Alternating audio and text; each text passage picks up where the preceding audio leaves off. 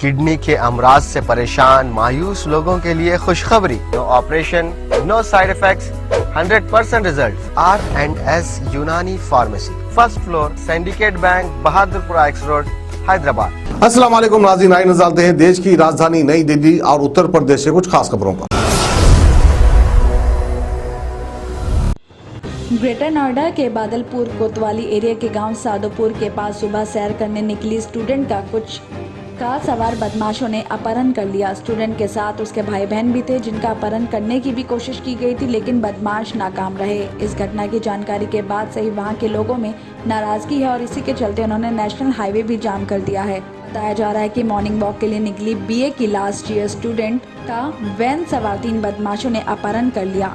सादुलापुर railway फाटक से 3 छोटे भाई बहन के साथ दौड़ लगाकर लौटने के दौरान बदमाशों ने पहले छोटी बहन को अगवा करने की कोशिश की। बड़ी बहन ने छोटी को बदमाशों के चुंगल से छुड़ा लिया, लेकिन बदमाश पीड़िता को अगवा करके फरार हो गए। स्टूडेंट के अपहरण की खबर पर आसपास के लोग में अफरा तफरी मच गई और खबर मिलते ही थाना पुलिस और आला अधिकारी मौके पर पहुंचकर जांच पड़ताल में जुट गए हैं। साथ ही पुलिस की टीम आसपास के CCTV खंगाल कर बदमाशों तक पहुंचने की कोशिश कर रही है। साथ ही पुलिस की टीम भी स्टूडेंट की सकुशल बरामदगी और बदमाशों की गिरफ्तारी की कोशिश में जुट गई है।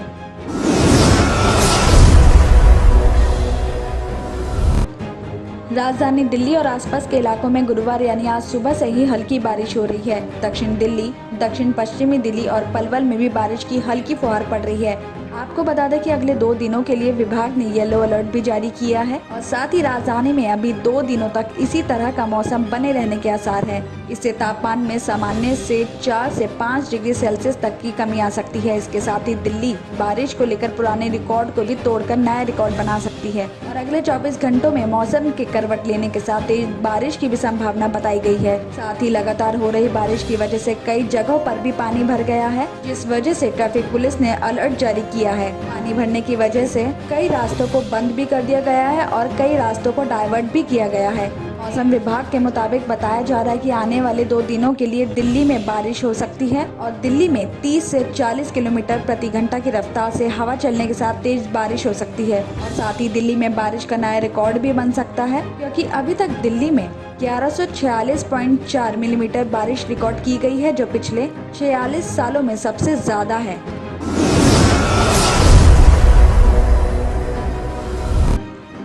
नई आबकारी नीति लागू होने की कवायद दिल्ली सरकार ने तेज कर दी है। 17 नवंबर से नई नीति के तहत शराब की बिक्री की जाएगी, तो वहीं अक्टूबर से दिल्ली में प्राइवेट शराब केंद्र को बंद कर दिया जाएगा।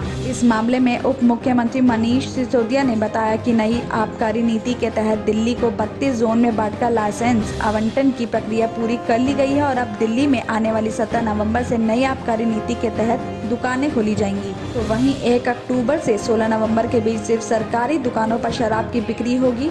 प्राइवेट दुकानों के बंद करने के फैसले और शराब बिक्री केंद्र पर शराब की किल्लत पर सिसोदिया ने कहा है कि ये ट्रांजिशन पीरियड होगा, ऐसे में सरकारी दुकानों पर बिक्री होने से दिक्कत नहीं आएगी। मनीष सिसोदिया ने आगे ये भी बताया कि अवैध शराब की बिक्री करने वालों पर शिकंजा कसने के लिए दिल्ली सरकार ने पिछले 3 से 4 साल में काफी कोशिशें की और उसके परिणाम स्वरूप पिछले 2 साल में करीब 7,09,000 बोतल अवैध शराब पकड़ी गई है। टीम ने शराब माफियों के खिलाफ FIR भी दर्ज की। पिछले 2 सालों में 1939 लोगों को गिरफ्तार भी किया गया है और पिछले 2 सालों में शराब माफियों से करीब 1000 गाड़ियां भी जब्त की गई हैं और अब इस नई एक्साइज पॉलिसी के इन अवैध शराब माफियों तक पूरी लगाम लगेगी।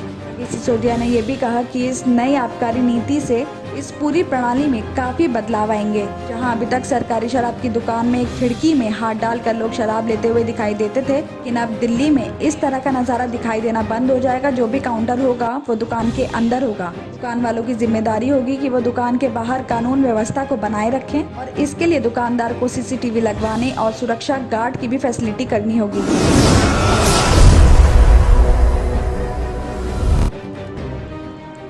देश को दलाने की साजिश में पकड़े गए 6 आतंकियों ने पूछताछ में अहम खुलासा किया है। देश के कई राज्यों को दलाने की साजिश थी। इसके लिए ISI और अंडरवर्ल्ड बड़े पैमाने पर तैयारी कर रहे थे। आतंकियों ने खुलासा किया है कि अभी इन्हें रैकी और हथियारों को इंतजाम करने के लिए कहा गया था। ISI के निर्देश मिलने के बाद कई राज्यों के मेट्रो शहरों में बम धमाके करने थे। गिरफ्तार आतंकी ओसामा और जिशान को भी पाकिस्तान में उसी जगह पर ट्रेनिंग दी गई थी जिस जगह मुंबई आतंकी हमले के दोषी अजमल और अमीर कसाब को दी गई थी। स्पेशल सेल के अधिकारी ने बताया कि आतंकी त्योहारों के दौरान ऐसी जगह पर बम धमाका करना चाहते थे जहां एक धर्म विशेष के लोग एक जगह पर भारी मात्रा में इकट्ठे होते हों। बम धमाकों के बाद जान माल का ज्यादा नुकसान हो और इसके बाद देश में सांप्रदायिक सौहार्द खराब हो जाए और देश में दंगे फैल जाएं।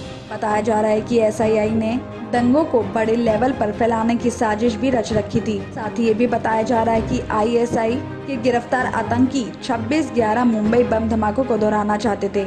इस बार दाऊद इब्राहिम का भाई अनीस इब्राहिम साजिश में शामिल था।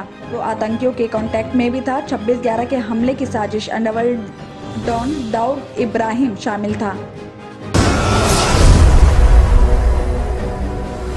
किडनी के अमराज से परेशान मायूस लोगों के लिए खुशखबरी। R&S यूनानी फार्मेसी किडनी और गॉल ब्लैडर स्टोन के खात्मे का जरिया। अब UNI स्टोन कैप्सूल्स के जरिए खात्मा कीजिए। No operation, no side effects, 100% result. सिर्फ UNI स्टोन कैप्सूल से मुस्तहिक लोगों के लिए खुसूसी रियायत। फिर से पथरी न होने का मुकम्मल इलाज। दर्द, कॉन्स्टिपेशन और पुराने कब्ज से निजात पाइए। आज ही तशरीफ लाएं।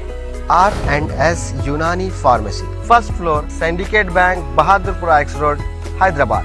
कॉन्टैक्ट 9703 939 436 9063 383760।